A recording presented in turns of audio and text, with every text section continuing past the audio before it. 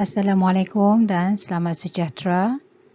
Hari ini kita akan teruskan pembelajaran untuk mata pelajaran reka bentuk dan teknologi tahun 5 bersama dengan Cikgu Asti, dan tajuk kita pada hari ini ialah menjana idea dalam bentuk pseudocode atau carta alir berdasarkan situasi yang diberikan.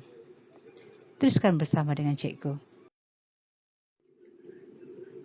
Sebelum itu, mari kita lihat standard kandungan untuk tajuk kita pada hari ini, iaitu 6.3 Asas reka bentuk pengatur caraan.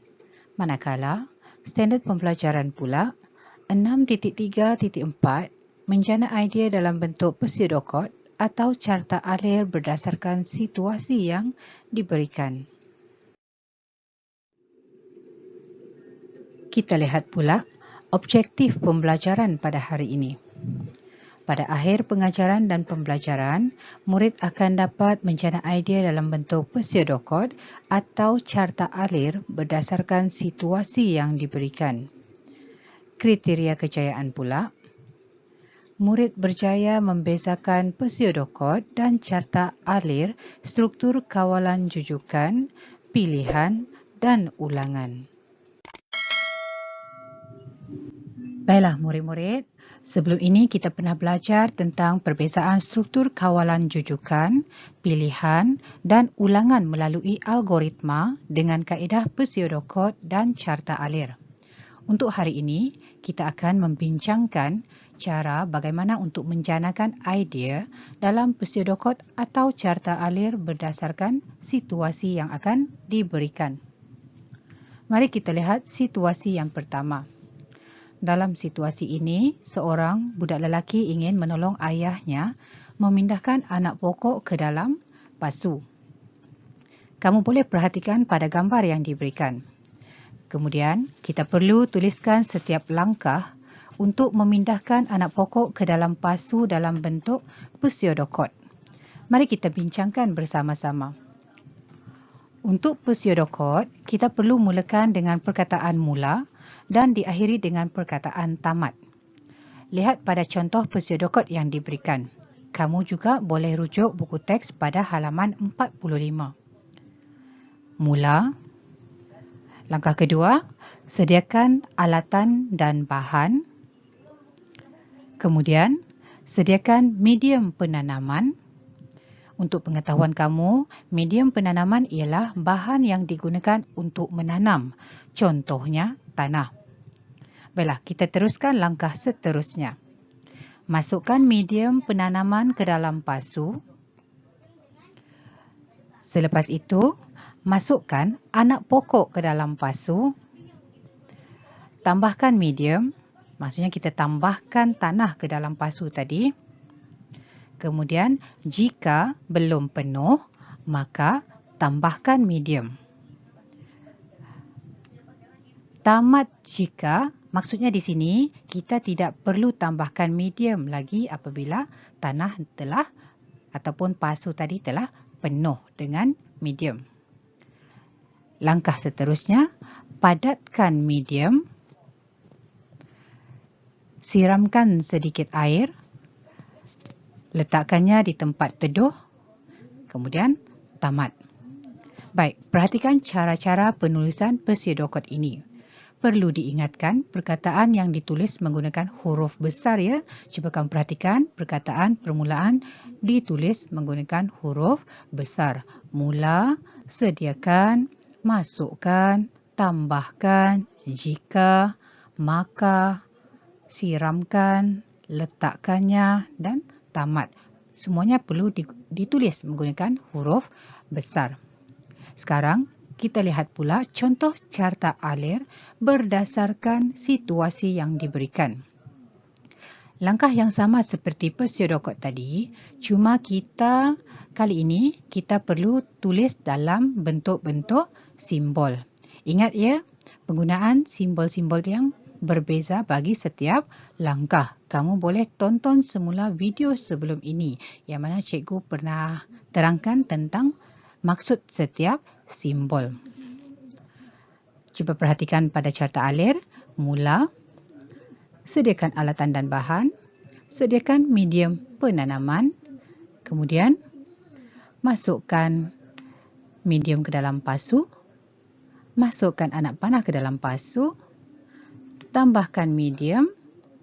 Adakah sudah penuh? Jika tidak, tambahkan medium. Jika ya, maksudnya jika telah penuh, kita teruskan langkah seterusnya iaitu padatkan medium. Kemudian, siramkan sedikit air. Letakkan di tempat teduh dan tamat.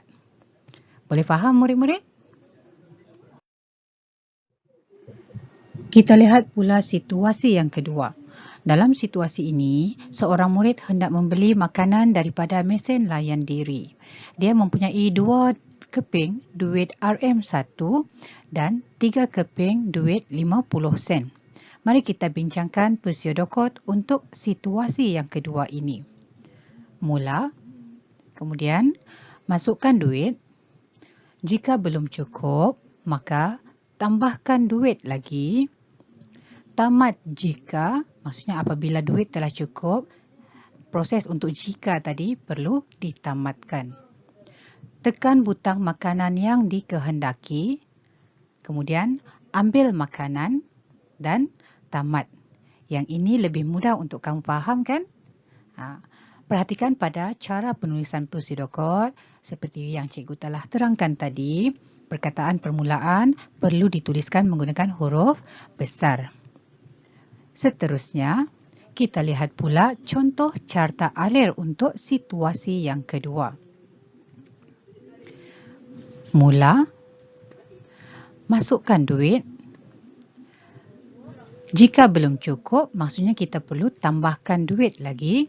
Jika telah cukup, kita teruskan kepada proses yang seterusnya, iaitu tekan butang yang dikehendaki.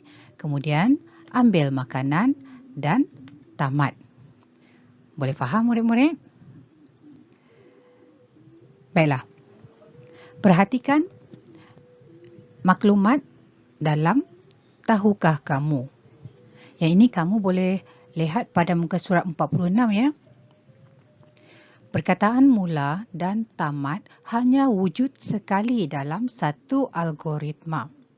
Perkataan mula menunjukkan permulaan dan tamat menunjukkan pengakhiran sesuatu arahan. Cuba kamu perhatikan pada pseudocode, mula, kemudian diakhiri dengan tamat. Begitu juga pada carta alir, mula dan akan diakhiri dengan tamat. Boleh faham murid-murid? Cuba kita bincangkan sedikit ruangan medan aktiviti yang ada pada buku kamu. Izzati dan ibunya ke kedai Dobi layan diri untuk membasuh baju. Harga sekali cucian ialah RM6.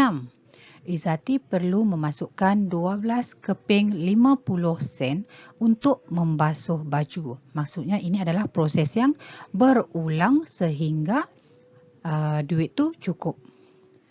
Lukiskan carta alir untuk proses tersebut. Boleh bayangkan murid-murid macam mana bentuk carta alir yang akan dihasilkan. Kamu boleh cuba buat aktiviti ini.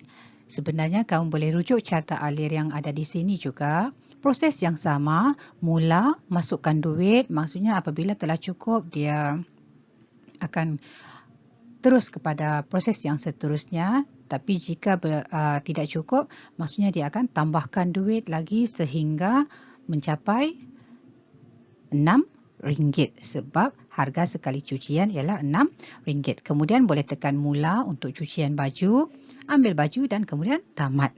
Mudah kan murid-murid? Proses yang mudah dan senang untuk kita faham apabila kita menggunakan carta alir. Baiklah, sekian dahulu pembelajaran kita pada hari ini. Cikgu harap kamu boleh faham bagaimana untuk menjana idea dalam bentuk pseudocode dan carta alir berdasarkan situasi yang akan diberikan. Selepas ini, cikgu akan berikan kamu situasi dan kamu perlu janakan idea dalam bentuk pseudocode dan carta alir.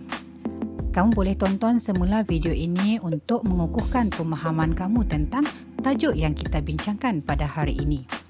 Terima kasih untuk perhatian dan kerjasama yang diberikan. Semoga kita berjumpa lagi pada video yang berikutnya. Bye-bye.